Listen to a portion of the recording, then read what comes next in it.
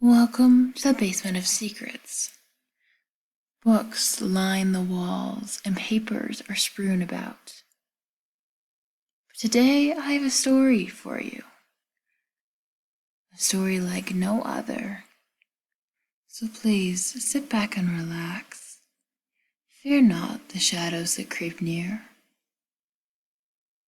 Keep your mind at ease, and I promise you, the figure standing in the corner of the room will be merely a figment of your imagination. Now let us begin. I was sitting in my den, rearranging the new den betas I had gotten in the Forgotten Desert, when suddenly my friend list started to blink. I quickly wanted to see who was on, hoping my best friend, Penguin, would be on, as she usually was at this time. We were both best friends and were in love with the Forgotten Desert. It is what we spent most of our quality time doing. Searching for gems with our eagles. But to my surprise, the green bubbles on some of my friends were turning red. Usually, if someone was off, there'd be no bubble at all. This was peculiar. I scratched my head, confused. What was going on? Did AJ have an update of some sort? My eyes then went down to read the name, Penguin. Her light was green. Happy my partner in crime was on, I left the safety of my den to see her. This would prove to be a vital mistake. I was taken to Jama Township, of all places, but I wasn't my eagle. I was my Arctic wolf. This is strange, I thought to myself as I walked around the barren town and called out softly. Penguin?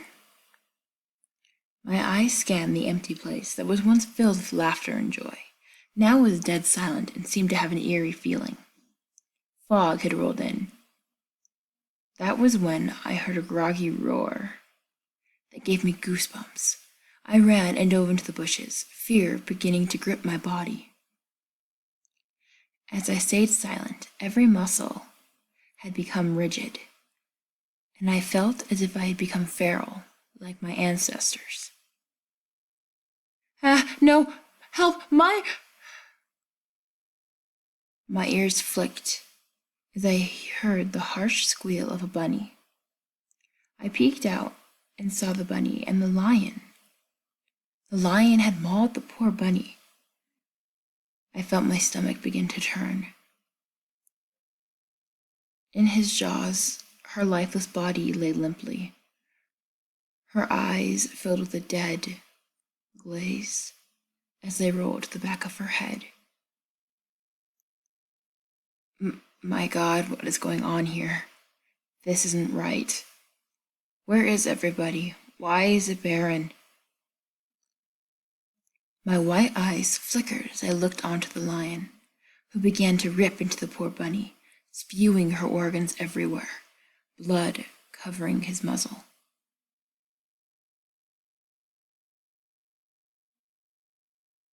But the lion, he was mauled himself. His spine was visible, but he seemed to walk just fine. This put red flags up in my mind. Why was he not bleeding? Why could I smell death off his rotting corpse?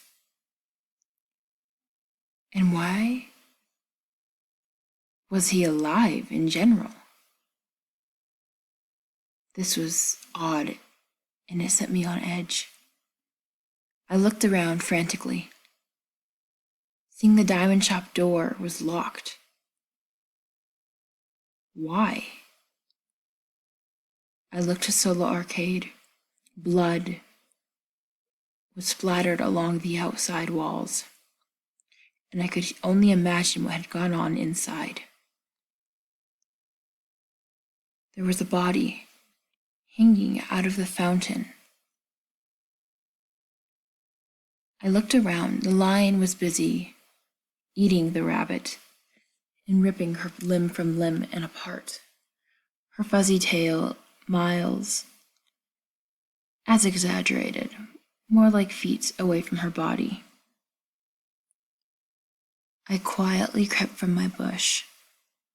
Dead silent, I took off my top hat. I needed to see what was around me. If I could not see what was above me or around me, I could be attacked just like the poor rabbit. I turned. I looked back at the lion one more time. He was still devouring the lifeless bunny. I walked slowly to the fountain and nearly howled in horror. There was a monkey. He had been completely gutted, and his face was mauled till his muscles were visible to me. His eyes were gone, and his jaw was broken. The muscle around it had been eaten away, and the bone was just hanging by a small strand that still clung to life, or what life there was in the afterlife. Oh God, I think I'm gonna be sick, I thought to myself as I ran to the nearest bush. I threw up. The sight was ungodly, and it made my stomach turn to knot. And suddenly I could smell it from Club Guillaume's.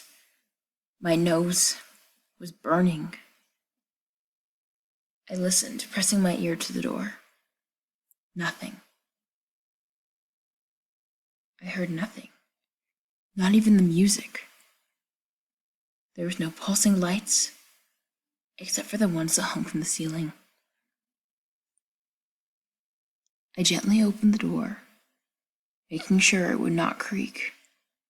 As I peered inside, it was a bloodbath. There was body parts of different animals all over the place. What had happened? What was going on? The blinking lights blinded me as I looked straight into them. I quickly exited and turned around. The body in the fountain was gone, but there was a trail of blood as it had dragged itself over to the lion and the bunny. Usually, within the animal kingdom, if this was the case of rabies, they'd become territorial of their kill. They wouldn't even eat it. They would just kill. But this was different. The lion did not attack the monkey, and the monkey seamlessly joined in eating the rabbit. This wasn't uncommon in our ancestors, but this was unnatural. I took a step back, believing it was a dream. I shook my head from side to side. No, this can't be.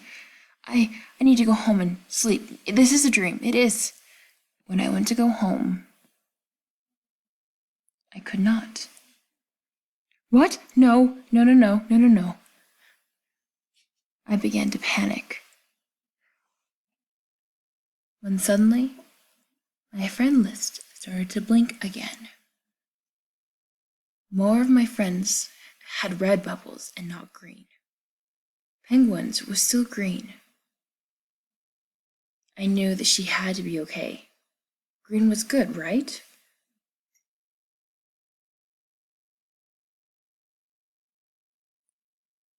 I ran through Jamont Township. The lion and the monkey were still feasting, making growling and snapping sounds as they did so. There wasn't enough of the bunny left, and quickly I stepped on a branch, and they snapped their heads back. That's when I knew it was a flight or fight situation, and I chose flight. I ran faster than I'd ever ran before. The only place I knew I could be safe was in higher ground, maybe the canopy above the forest. Surely these things couldn't climb, could they? I ran down the trail, the lion and the monkey hot on my trail, until a log was in the way. I jumped the log and kept running. The lion moved over it easily, but the monkey, having dragged himself, had a harder time. Okay, one's out of the way. Time for the next one. I dodged in and out between the trees. I picked the smaller sections of trees that were tighter bunched, knowing the lion would have a harder time fitting through them than I would. And finally, I broke into the clearing. There, in the forest, were the role players. The warrior cats, all of them, were eating each other. It was a pure war zone. I needed to hide, and fast. I ran to a hollow-ended log and ran inside. Grabbing a rock on my way in, I had pushed it against the open end so nothing could get me from behind. As I turned around in the log, I could peek out from a small notch in the wood. I could hear the howls and the cries and the begging. I couldn't take it. I closed my eyes and laid my ears flat to my head. God, what was going on? Myra, we need your help. What is going on? I can't stay sane. What is this? Why are they eating each other? That's not normal. Myra, please. Oh God, please let this be a dream. Please let this be a nightmare. Let me wake up tomorrow and be with Penguin again. Penguin. That was right. My dear friend, she needed me. I had to get out of here.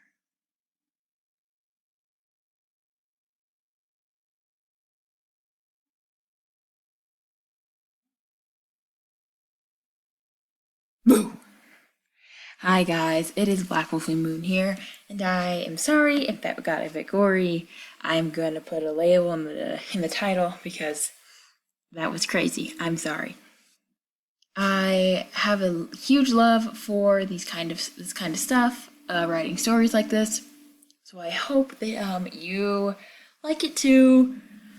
No, this is not real. So, sorry, I'm tired. No, this is not real. So do not freak out, please, and thank you. Anyways, I will see you in the